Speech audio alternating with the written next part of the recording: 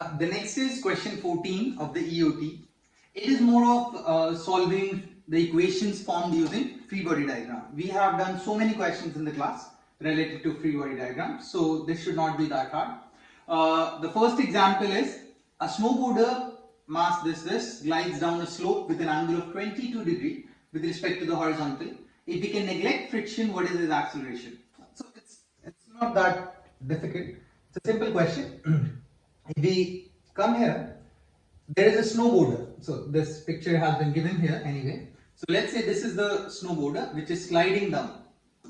So, and the mass 72.9 kilos, so I know the mass, and height 1.79 meter. I know the height of the snowboarder as well. I don't know if there is any use of that till now. Glides down a slope with an angle of 22 degrees. So this is the angle with respect to the horizontal. If we can neglect friction, what is his acceleration? So if you look at the situation, mg is here. This is the normal reaction. And if there is no friction, so the friction is not there, so the object would slide down here. It is not going anywhere here. So if we do the similar way, the resolution mg cos 22, this is 22, and mg sin 22. The object is not going up or down. So mg cos 22 would be equal to normal. And mg sin 22 will provide the object acceleration or the force to move down. So what will be the acceleration? Mg sin 22 over, that is g sin 22. That is the answer. How do I get this? So this would be equal to the net force ma. I divide both sides by m. I will get acceleration is equals to g sin 22. G is 9.8. I know the angle. Probably the same. Yeah, you can calculate the value here. Moving to the next question. Two blocks connected with a rope, by a rope with friction. We solved this problem. One slides without friction across horizontal support surface, and that the rope slides without friction across the pulley. Here we will allow for friction between block 1 and the surface. It slides across. For now we will still assume that the rope slides without friction. There is no friction across the pulley. And let the coefficient of static friction between block 1 and its support surface have a value of 0.73. And the coefficient of kinetic friction have a value of 0.60. Okay. If block 2 has mass 1.9 kilos, will block 1 accelerate from rest? So if the situation is from rest, the first thing we need to find out that whether the block will move or not. So let's initiate the problem. Coefficient of static friction between block is 0.73. Between block 1, M1, so coefficient of static friction is 0.73. If we check how much total the maximum friction force will act, or I can say that limiting friction. Limiting friction will be mu s, that is the coefficient of static friction, times normal. Here the normal reaction is m1g and up is normal. So the frictional force will come out to be 0.73 times normal reaction. Normal reaction is m1g. m1 is 2.3 times 9.8. We can solve it. If we get the value, it will come out to be 16.45 Newton. So now this is the maximum force friction can apply. So we need at least this much, or actually more than this, for the object to move, to start, for the object to start to move. Now, will block 1 accelerate from rest? So now why will it move? So this is pulling it down. So let's calculate here. This is m2g. And this is the tension. If we check the force which is acting down to pull this object, that is equal to m2g, because m2g is pulling it down.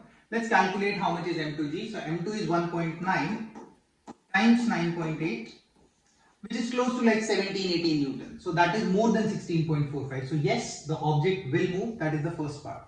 And if the object is moving, we need to find out the acceleration. So to calculate the acceleration, what we will do, we will make an equation here, which is m2g minus tension is equals to m2a. That is the first equation. M2 I know, G I know, tension I don't know. And the second equation here would be tension minus frictional force, which is mu S normal, that is M1G, is equals to M1A. So these are the two equations you need to solve. M2G minus tension equal M2A, and tension minus mu S, which is given to you. Sorry, not mu S, mu K, because now the object will move. So mu K times normal. Normal reaction is mg, m1g equal m1a. If you add both these equations, tension will get cancelled out. Find the value of one acceleration from the other, like from one equation, put this in the other equation, you will get the value of acceleration. Actually, they are not even asking to find the acceleration, they are just asking whether the block 1 will accelerate. So yes, it will accelerate.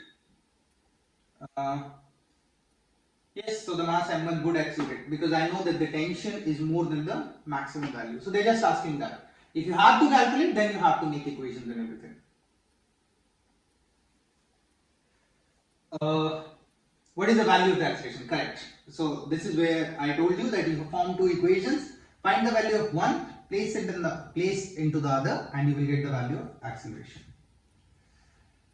What is the maximum mass for which the system of these two blocks does not move? So now I don't want the object to move. So what is the value of the friction force if m2 is smaller than this value?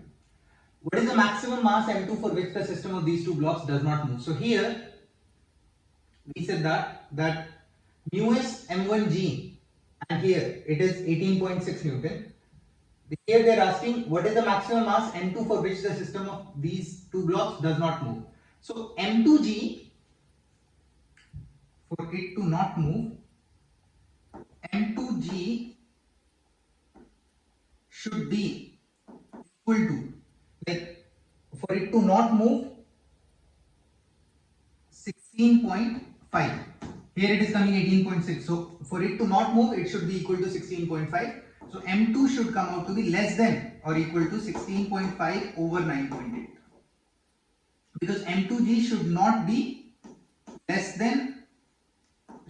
greater than 16.5. To find out, that means the object does not move, m2 must be less than 16.5 over 9.8. You can see they must have solved it somewhere. Yeah, eventually you get the same result.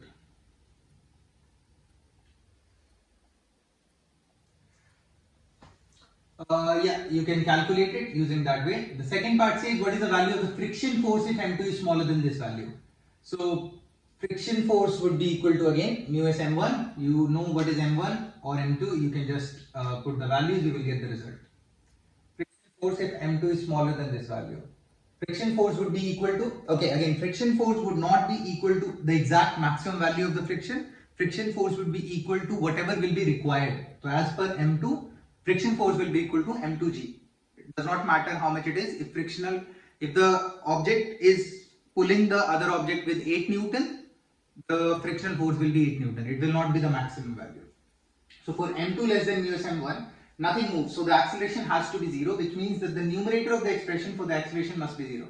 Therefore, in this case, the friction will come out to be as m2g. That's mathematically, but logically, if 20 Newton is required, or let's say 10 Newton is required to hold up the object, friction will only apply 10 Newton. So that will be equal to m2g. Look in the picture here. So whatever force this one is pulling down with, friction will hold up for that much force, up to the maximum value of friction force, that is 16.5 Newton. So friction would be equal to that. Next question.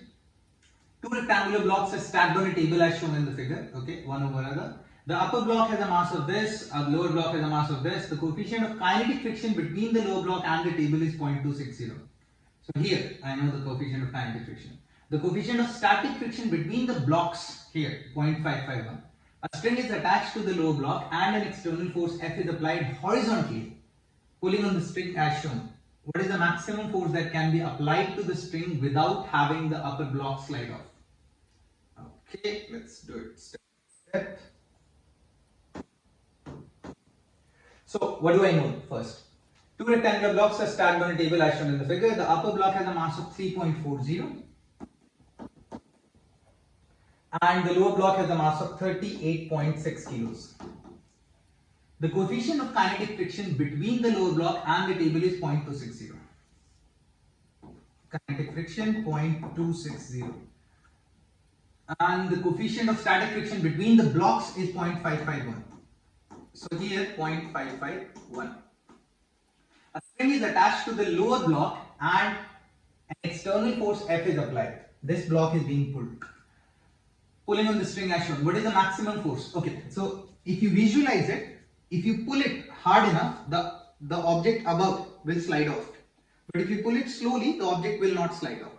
So they are asking what should be the maximum value of the force up to which this holds.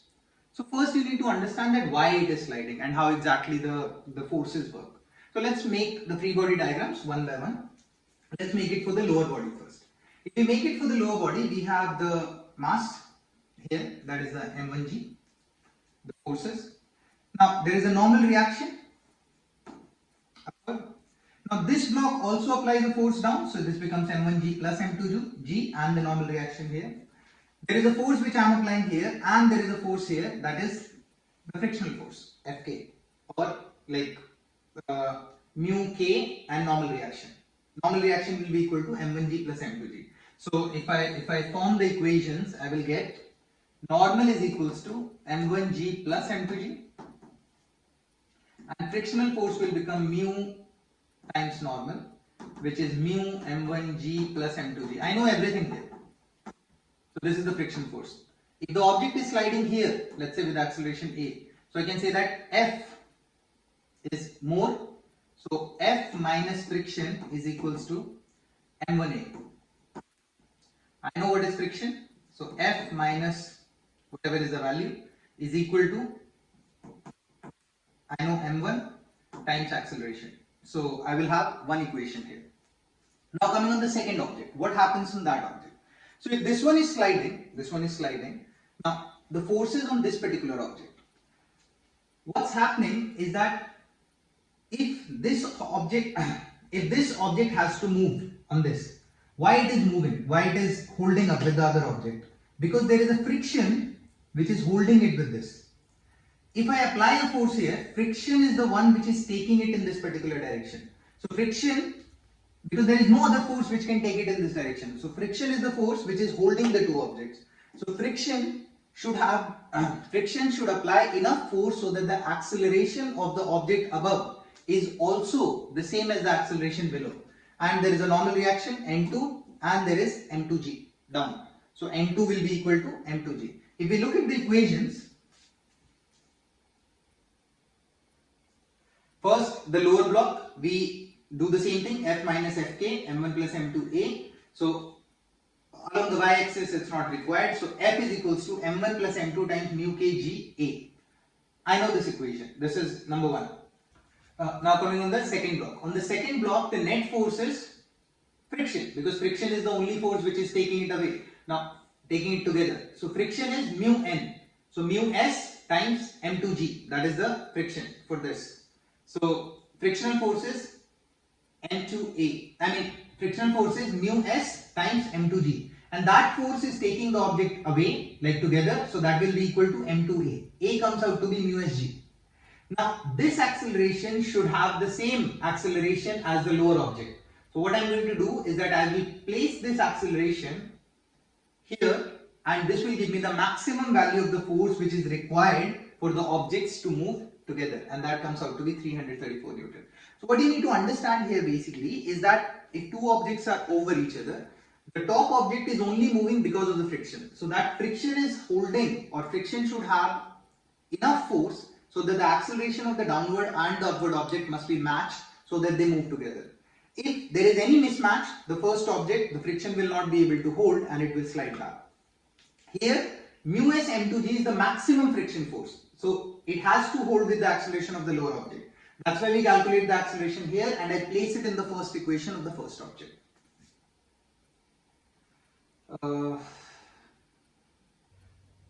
Moving to the next question. Suppose you are pulling a sled across a level snow covered surface by exerting constant force on a rope at an angle theta relative to the ground. If the sled including its load has a mass of 15.3 kilos, the coefficient of friction between the sled and the snow are this. and this mu s and mu k, and you pull with a force of 25.3 Newton on the rope at an angle of 24.5 degrees relative to the horizontal ground, what is the sled's acceleration? This does not actually look, this is not very complicated. All you need to do is try to understand what the situation is. So I am applying a force here. My forces will have two components, T cos theta and T sin theta, if this is theta. There is a normal reaction, obviously, because of the weight down, gravity, and there is a normal reaction, and there is friction. As mentioned here, I know most of the forces. I know with a force of 25.3 Newton. So this becomes 25.3 cos theta, 25.3 sin theta, etc. First, I need to check whether I will be able to move the object or not. That means mu s is given to as 0.076. So I need to check whether my T cos theta and friction, T cos theta must be more than the friction. Only then the object will move. So T cos theta will be how much? 25.3 cos 24.5 degrees. This will give me T cos theta. If we look at the frictional force will come out to be mu s. This is the maximum friction force. Mu s normal. And how much will be the normal? So if you look here, the normal reaction will be normal plus T sin theta, if the object is not moving, is equals to mg. So normal will come out to be mg minus T sin theta. So therefore, the frictional force will become mu s normal. This is the frictional force. And mu s normal is equals to mg minus T sin theta. I have all the values, I just have to put them. If you see that this frictional force is more than 5.3 cos 24.5 degrees, then the object will not move. If it is less, then the object will move. Let's check. Since yes, it will move. So that means this force T cos theta, whatever we calculated, is more than the other force. Now, once the object starts moving, then the frictional force will not be mu s normal. Then the frictional force will become mu k normal. You can go back to the equation. Actually, I cannot undo it.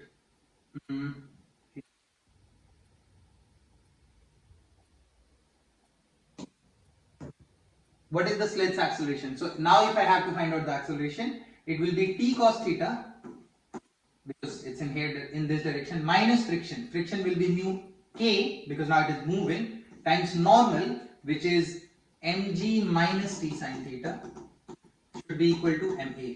So from here I will get the acceleration of the sledge, because I know everything. I know tension, that is the force which I am applying. I know angle. I know mu k given to me, m mass of the object, g 9.8, t force again, sin theta I know. I can find the acceleration. So this is how this question turns out to be.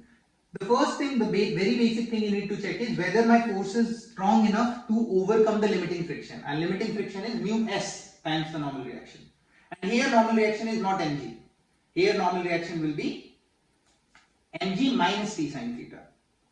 Because normal plus T sin theta will be equal to mg. So it will be lesser. What angle of the rope with the horizontal will produce the maximum acceleration of the sled for the given value of the magnitude of the pulling force T? What is that maximum value of the acceleration? Okay. Find the equations of the acceleration. To find the maximum and the minimum value of any particular expression, what we do is that for maximum of a function, maximum or minimum of a function, what we do, we differentiate the function and put this equal to 0. Whatever the value comes of x, at that x, the function becomes maximum. So if we have the acceleration here, this acceleration is t by m cos theta plus mu sin theta minus mu g. What you have to do is you have to differentiate it with respect to the angle, because they are asking what is the maximum value of acceleration at what angle. So you need to find out the angle. So you differentiate it. When you differentiate it, t by m is same, cos theta the derivative is minus sin theta. Mu is constant, sin theta the differentiation is cos theta. D by dx of sin x is cos x, d by dx of cos x is minus sin x. It's very unlikely that this type of situation will come into your exam, but it is given in the EOT, so that's why we have to cover it. So if we put this equal to 0, all you have to do is put the differentiation equal to 0. So when we put this equal to 0, I get mu cos theta equals sin theta, or theta comes out to be tan inverse mu. So at this particular angle, 4 degrees, the acceleration will be maximum. Whenever you have to find maximum or minimum, differentiate, put this equal to 0, and then you will get the value. At what value the maximum and the minimum value of that particular expression is going to be. That's question number 14. Moving to the next.